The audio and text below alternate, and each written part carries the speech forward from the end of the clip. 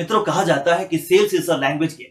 मतलब सेल्स के मामले में भाषा और शब्दों का बड़ा महत्व है, क्योंकि ये शब्द और भाषा ही कम्युनिकेशन के सशक्त माध्यम होते हैं।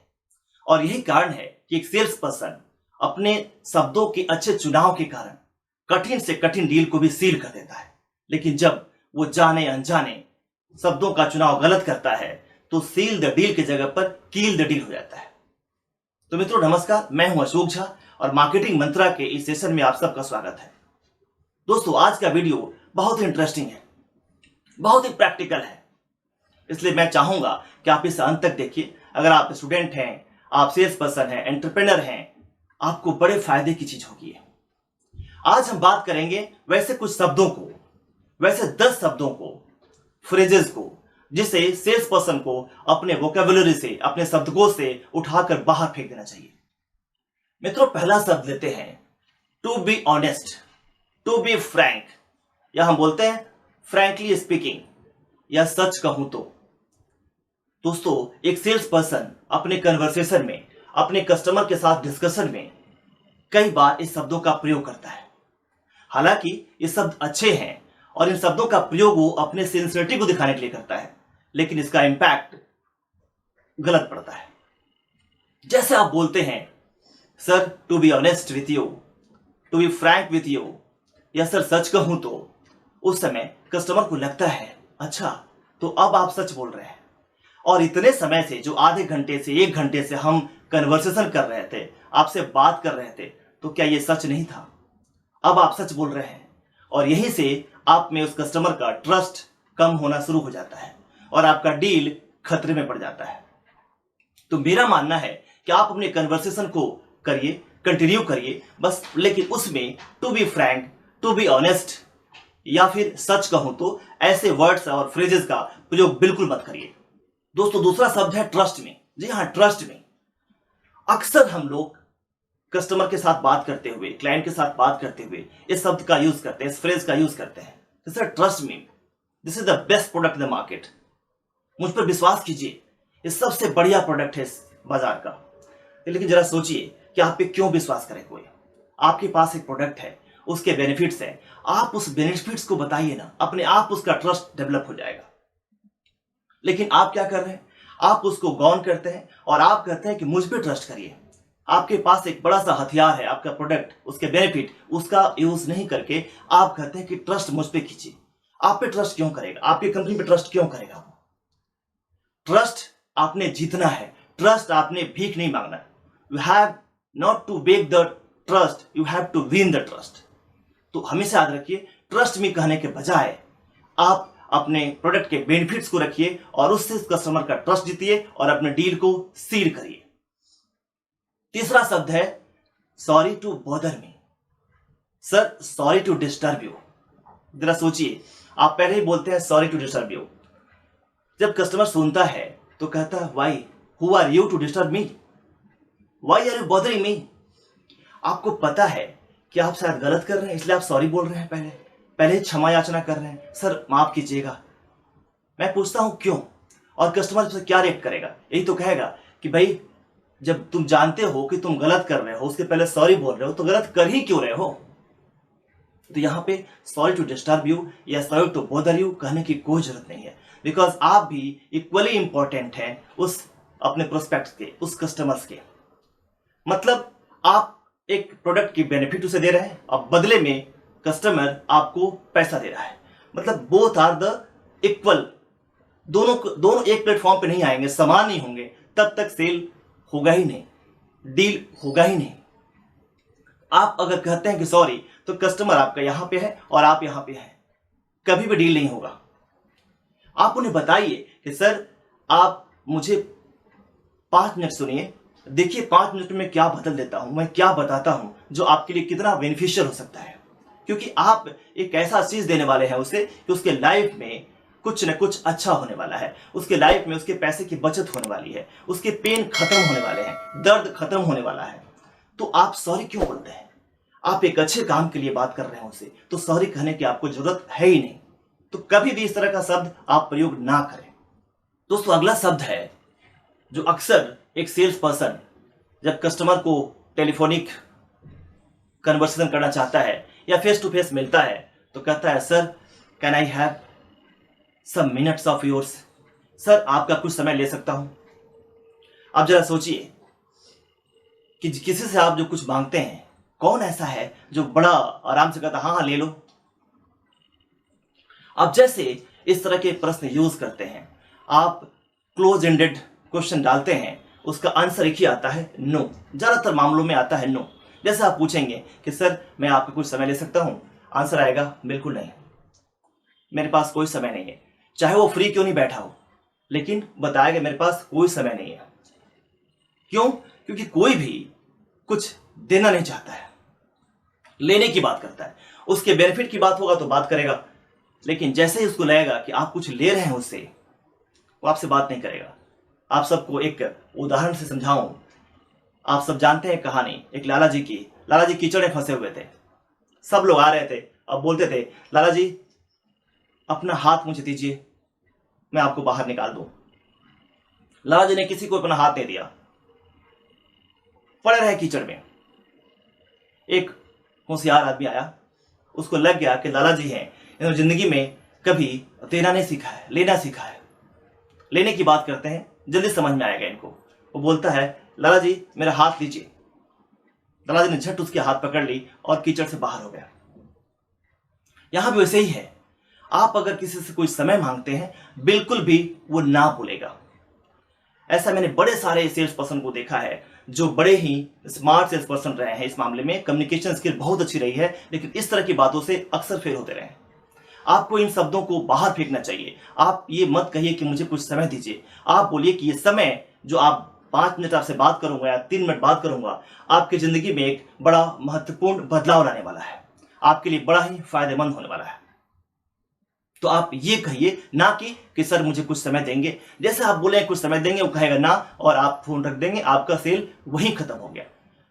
बात करने के पहले ही, सेल शुरू होने के पहले ही, कन्वर्सेशन शुरू होने के पहले भी उसका डेथ हो गया।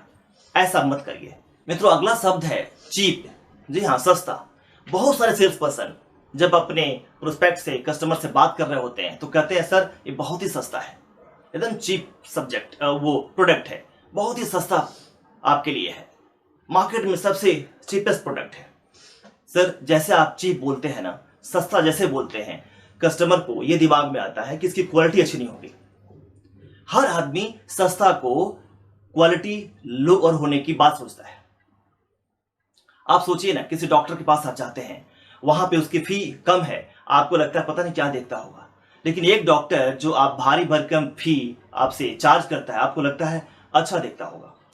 तो अगर आपका प्रोडक्ट सस्ता भी है तो आप चीप की बात मत करिए, आप ये बोलिए, प्राइस की बात मत करिए, आप ये बोलिए कि सर बहुत ही वैल्यूएबल प्रोडक्ट है, जितना आप खर्च कर रहे हैं उससे कई गुना ज्यादा आपको बेनिफिट दे रहा है। ऐसे चीप को बदल दीजिए, चीप को ऐसे चीप बोल के नहीं, वैल्यू से उसको रिप्लेस करिए। जैसे वैल्यू से रिप्लेस करेंगे, आपका कस्टमर उस डील को सील कर देगा। लेकिन जैसे आप चीप बोलेंगे कि सस्ता है ले लो, बिल्कुल नहीं लेगा, क्योंकि उसको सस्ता नहीं लेना है, उसको बेहतर प्रोडक्ट लेना है। तो चीप का प्रयोग मत करिए। दोस्तों अक्सर एक सेल्स पर्सन अपनी बात के दौरान मे बी, होप सो ऐसे शब्दों का प्रयोग करता है। मैं कहता हूं ये शब्द आप बिल्कुल प्रयोग मत करिए, इसको बाहर करिए, क्योंकि ये आपके कॉन्फिडेंस को लो दिखाता है। और जब तक आप कॉन्फिडेंट नहीं हैं, आप अपने प्रोडक्ट को बेच नहीं सकते, आप उस तरह से अपने कस्टमर्स को कॉन्फिडेंस में ला नहीं सकते। मैंने अपने पहले वीडियो में भी कहा है कि if you are not convinced, how can you convince to others. सवाल ही पैदा नहीं होता है। तो आप इन शब्दों का प्रयोग मत करिए। आप अपने प्रोडक्ट के बेनिफिट्स को पूरी तरह से बताइए कस्टमर को। आपको लगे, कस्टमर को लगे कि आप बहुत ही कॉन्फिडेंट हैं, कहीं कोई डाउट नहीं इसमें, तब जाकर के आपका डील होना शुरू हो जाएगा, कस्टमर का कॉन्फिडेंस आप में आ जाएगा। दोस्तों अगला शब्द लेते हैं बाई। जी हां, बाई मतलब खरीदना। जाहिर सी बात है कि सेल्स पर्सन किसी को सेल करता है और कस्टमर्स को बाई करता है, लेकिन मैं कहूंगा कि अपने कन्वर्सेशन में कभी भी बाई शब्द का प्रयोग मत करिए। आप ये मत कहिए कि sir can you by it, ऐसा मत बोलिए, क्योंकि जैसे आप बाई बोलते हैं ना, उसको कॉस्ट दिमाग में आता है, एक प्राइस सामने आती है, उसको लगता है अच्छा मैं खरीदूंगा तो कुछ पैसे पे करने पड़ेंगे, और पैसे के बारे में सोचता है। दोस्तों, आप जब घर से निकलते हैं, कई बार घर के लोग क्या बोलते हैं कि शाम को आते हुए फला फला चीज लेके आना। वो नहीं कहते हैं खरीदने की बात करते हैं, कहते हैं लेके आना। आप कहते हैं हाँ ठीक है, और जब आप खरीदने जाते हैं, जाहिर सी बात है पैसे वहां पे करते हैं।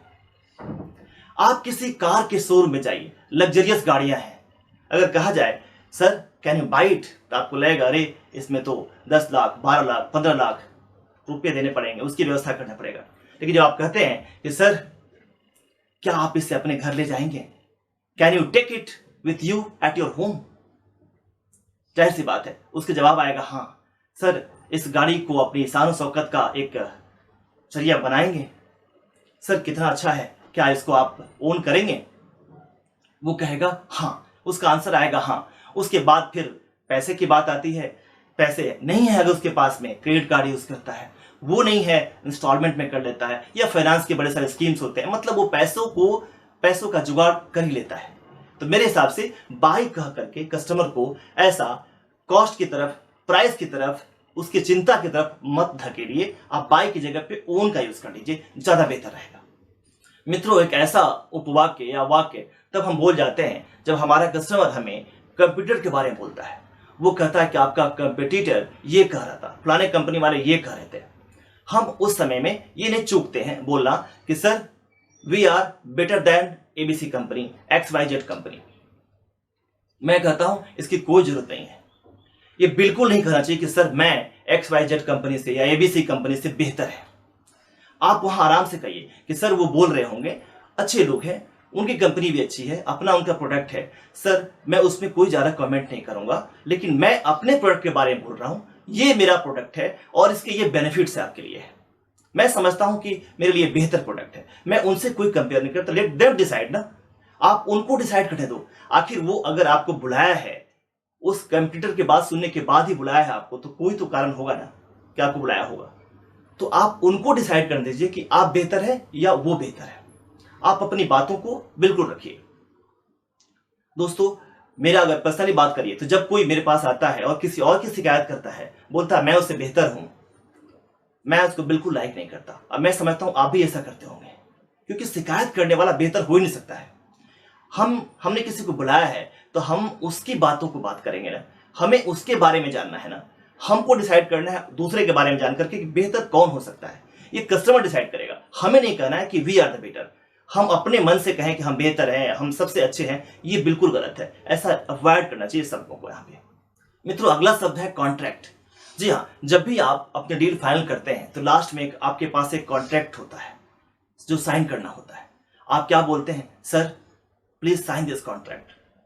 जैसे आप कॉन्ट्रैक्ट बोलते हैं ना, कस्टमर को लगता है अच्छा 20 और 25 पेज का एक डॉक्यूमेंट होगा जो हमें साइन करना है, पता नहीं इसमें क्या क्या लिखा होगा। वो बधता हुआ दिखाई पड़ता है, वो डर जाता है कॉन्ट्रैक्ट सुन के, उसको लगता है पता है मेरी लाइफ फंस जाएगी इसमें।